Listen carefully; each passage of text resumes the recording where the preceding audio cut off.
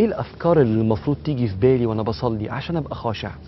يعني كده ايه، تعالوا نساعد بعض ندخل على الله بالمعاني.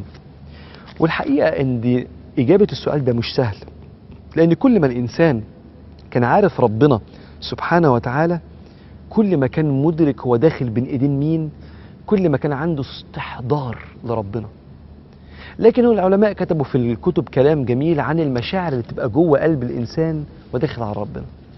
فقال لك بعض الناس بتكسوه الهيبة، داخل على ربنا وهو معظم ربنا، بيفكر في أفكار تعظيم صفات العظمة عند ربنا، عارف ان ربنا سبحانه وتعالى جبار السماوات والارض، قهار السماوات والارض، لا تخفى عليه خافيه، عارف ان ربنا ليه ملائكه يضعوا ارجلهم في الارض السابعه ورؤوسهم في السماء السابعه، ما بين شحمه اذن واحد منهم وكتفه ملك يطير 700 عام، ده حمله العرش كده شايلين العرش يقولون سبحانك ما اعظمك، ده ذكرهم. ففي ناس عارفه المعاني دي وعارفه ان احنا الدنيا دي كلها في السماء كحلقه في فلاه، شيل دبلتك وارميها في الصحراء، شايف الدبله فين؟ مش لاقيها، صح؟ اهو الدنيا دي كلها في السماء الاولى بس عامله زي دبله مرميه في صحراء كامله، وكل السماوات السبع دي قد الدبله الحلقه مرميه في الصحراء في كرسي الرحمن. والكرسي كما يقول الامام القرطبي موضع قدم الرحمن. كل ناس كتير فاكره الكرسي هو كرسي كأن ربنا قاعد على كرسي، لا يا جماعه، الرحمن على العرش استوى استواء كما يليق بالله، لكن الكرسي كما في بعض التفسيرات موضع قدم الرحمن. العالم ده كله، الكون بالسماوات قد حلقة مرمية في الصحراء، وسع كرسيه السماوات والأرض. خش كده حاسس بالهيبة دي، هذه الهيبة كل واحد والحال اللي بيلقى عليه. طيب في واحد تاني بيأتي له الخشوع لأنه يشعر بالرجاء. يعني ايه يشعر بالرجاء؟ يعني عارف ان هو وحش لكنه عنده أمل في ربنا، ولسان حاله بيقول إلهي إن طردتني فإلى أين يذهب الطريد، وإن رحمتني فأنت أرأف رب بالعبيد.